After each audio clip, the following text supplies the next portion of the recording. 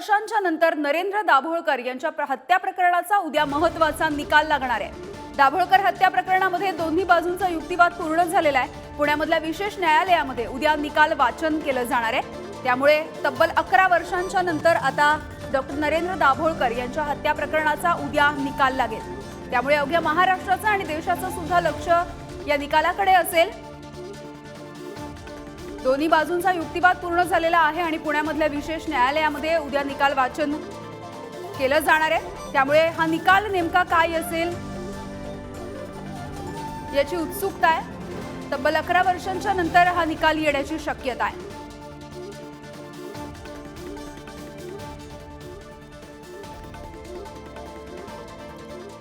तर हा नेमका घटनाक्रम काय आहे, गेल्या 11 वर्षांमध्ये नेमकं काय काय घडलंय आपण बघूयात। 20 ऑगस्ट 2013 रोजी पुण्यामध्ये ओंकारेश्वर पुलाजवळ डॉक्टर नरेंद्र दाभोळकर यांची पहाटेच्या वेळेला हत्या झाली। एटीएसच्या नंतर हत्येच्या प्रकरणाचा तपास हा सीबीआयकडे सुपूर्द करण्यात आला। सनातन संस्थेशी संबंधित डॉक्टर वीरेंद्रसिंह तावडे, सचिन अंदुरे, शरद कळसकर, विक्रम भावे अशा अनेकांचा समावेश आहे। दाभोळकर हत्या प्रकरणामध्ये पुणे विशेष न्यायालयामध्ये आरोपपत्र दाखल करण्यात आलं होतं। तर यानंतर कर्नाटकातील गौरी लंकेश हत्या प्रकरणामध्ये दाभोळकर हत्येचे काही धागेदोरे सुद्धा सापडले। हत्येच्या नंतर 8 वर्षांनी 2021 साली खटल्याच्या कामकाजाला प्रत्यक्ष सुरुवात झाली। सीबीआयच्या वतीनं 20 साक्षीदारांची साक्ष ही नोंदवण्यात आली होती। तर आरोपी सचिन अंदुरेचा गुन्हा केल्याचा कबुली जबाब त्यावेळेला बघायला मिळाला आणि आरोपींनी वापरलेलं पिस्तूल जप्त करण्यात आलं। सनातन संस्था आरोपी तावडेच्या मनामध्ये शत्रुत्वाची आणि द्वेषाची भावना असल्याचा अंतिम युक्तिवाद यामध्ये करण्यात आलाय। आणि या सगळ्याविषयी बोलूयात। आमचे प्रतिनिधी पुण्याचे ज्ञानेश्वर चौतमल आपल्या सोबत जोडले गेलेत।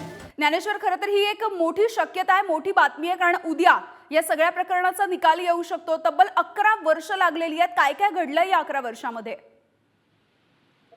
डॉक्टर दाभोळकरांच्या हत्येनं संपूर्ण महाराष्ट्रात देशात खळबळ उडालेली होती आणि आता याच हत्या प्रकरणाचा पुण्यातल्या विशेष न्यायालयाकडून उद्या निकाल देण्यात येणार आहे आणि संपूर्ण देशाचं राज्याचं या निकालाकडे लक्ष लागलंय। महाराष्ट्र अंधश्रद्धा निर्मूलन समितीचे कार्याध्यक्ष डॉक्टर नरेंद्र दाभोळकर यांची हत्या झाल्यानंतर तब्बल 11 वर्षानंतर हा निकाल लागणार आहे। पुण्यातल्या विशेष न्यायालयाकडून उद्या हा निकाल दिला जाईल। 2013 साली ऑगस्ट महिन्यात 20 तारखेला नरेंद्र दाभोळकरांची पुण्यातल्या ओंकारेश्वर मंदिराजवळ महर्षी रामजी शिंदे पुलावर गोळ्या झाडून हत्या करण्यात आलेली होती आणि तेव्हापासून या प्रकरणात वेगवेगळ्या घडामोडी घडल्या आणि निकाल कधी येतोय यासाठी सगळेजण वाट पाहत होते आणि अखेर त्याचा जो निकाल आहे तो उद्या येणार आहे। सगळ्यात महत्त्वाचं म्हणजे आरोपपत्रात काय नमूद आहे हे पाहावं लागेल। या सगळ्या प्रकरणाचा तपास जो आहे तो पुणे शहर पोलिसांनी सुरुवातीला केला, नंतर दहशतवादी विरोधी पथकानं यामध्ये तपास केला, सीबीआयनं तपास केला आणि वेगवेगळे जे आरोपी आहेत ज्यामध्ये वीरेंद्रसिंह तावडे असेल, सचिन अंदुरे असेल, शरद कळसकर असेल, विक्रम भावे असेल, संजीव पुनाळेकर असेल यांना अटक करण्यात आलेली होती आणि त्यांच्या विरुद्ध पुण्यातल्या विशेष न्यायालयानं आरोपपत्र दाखल केलेलं होतं आणि आता या आरोपपत्रामध्ये जो सगळा नमूद केलेला घटनाक्रम आहे, हत्या प्रकरणाचा कट कशा पद्धतीनं उलगडला त्यासोबतच हा जो खटला आहे तो आपण बघतोय की इतके वर्ष चाललेला आहे आणि म्हणून जो युक्तिवाद सीबीआयनं अंतिम केलेला आहे त्यातून जे महत्वाचे मुद्दे आहेत ते कोणते उद्या लक्षात येतील आणि काय आपल्यासोबत महाराष्ट्र अंधश्रद्धा निर्मूलन समितीचे राज्य कार्याध्यक्ष माधव बावगे सर जोडले गेलेले आहेत। माधवजी, किती महत्वाचा असणार आहे हा निकाल आणि कसं बघताय, काय नेमकी अपेक्षा आहे, कारण 11 वर्षांच्या नंतर हा निकाल लागणार आहे? महाराष्ट्र अंधश्रद्धा निर्मूलन समितीचे राज्य कार्याध्यक्ष संस्थापक कार्याध्यक्ष डॉक्टर नरेंद्र दाभोळकर यांचा 20 ऑगस्ट 2013 रोजी सनातनी विचाराच्या लोकांनी पुण्यामध्ये त्यांचा खून केला। 11 वर्ष लोटली। खरं तर हा खून झाल्यानंतर तातडीने तपास यंत्रणा जर पुढे गेली असती आणि या खुन्यांना ताबडतोब शिक्षा झाली असती तर पुढचे खून थांबले असते। म्हणजे गोविंद पानसरेंचा, एम कलबुर्गी आणि गौरी लंकेश यांचे खून थांबले असते। विचारवंतांची अशा पद्धतीनं क्रूरतेने हत्या करणं हे देशाच्या दृष्टिकोनातून मागे नेणारी गोष्ट आहे आणि त्यामुळं महाराष्ट्र आणि कदाचित सनातनी लोकांना असं वाटलं असेल मारेकऱ्यांनी हे बहुजन समाजातल्याच लोकांना हाताशी धरून सनातनी लोकांनी त्यांच्याकडून त्यांची हत्या करून घेतलेली आहे। आणि खरं तर या ह्याचा निकाल तातडीने लागायला पाहिजे होता, परंतु 11 वर्षानंतर उद्या या निकालाची प्रतीक्षा आम्ही करीत आहोत.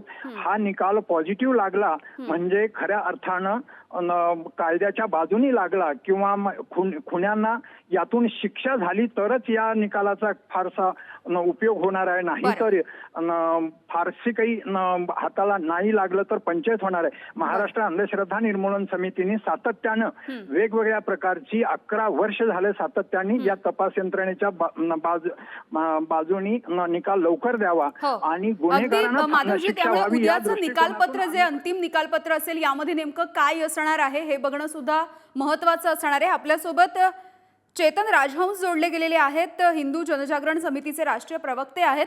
चेतनजी, एक महत्वाची खरं तर ही केस आहे, ही बातमी आहे एकूणच, आणि 11 वर्षांच्या नंतर या एकूणच हत्या प्रकरणाचा निकाल लागणार आहे. कशी नेमकी अपेक्षा करताय उद्याच्या या निकालाची?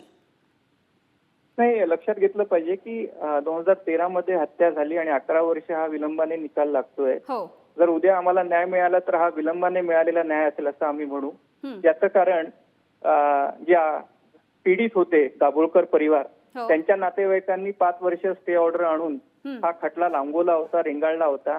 आरोपी म्हणत होते, ज्यांना गुंतवलं गेलं होतं, की हा खटला चालवा, आणि 11 वर्ष लांबवण्यात आला. खरं तर महाराष्ट्र अंधश्रद्धा निर्मूलन समिती आणि त्यांचे दाभोळकर परिवारांनी याच्याविषयी आत्मक्लेश केला पाहिजे की आपल्यामुळे 11 वर्ष हा खटला लांबला.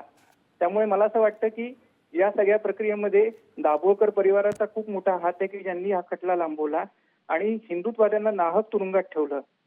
उद्या निकाल लागणारे भगवा आतंकवादाचं जे नॅरेटिव्ह सेट करण्याचा दुष्ट प्रयत्न या अर्बन नक्षलवाद्यांनी केला होता. तर मला असं वाटतं की उद्या आम्हाला न्याय मिळेल आणि जनतेच्या न्यायालयात सुद्धा हा न्याय सांगू. आणि आमची अपेक्षा आहे की सत्याचं काम करतो, धर्माचं काम करतो. आम्ही कुठल्याही प्रकारच्या हिंसक घटनांमध्ये आमचा सहभाग नव्हता, पण या अर्बन नक्षलवाद्यांनी देशभरात सनातनला बदनाम करण्यासाठी, सनातन धर्माला बदनाम करण्यासाठी अशा प्रकारे अपप्रचार केला आमच्याविषयी. एवढं सांगतो. बरं बरं, धन्यवाद, तुम्ही तुमची प्रतिक्रिया दिलीत यासाठी.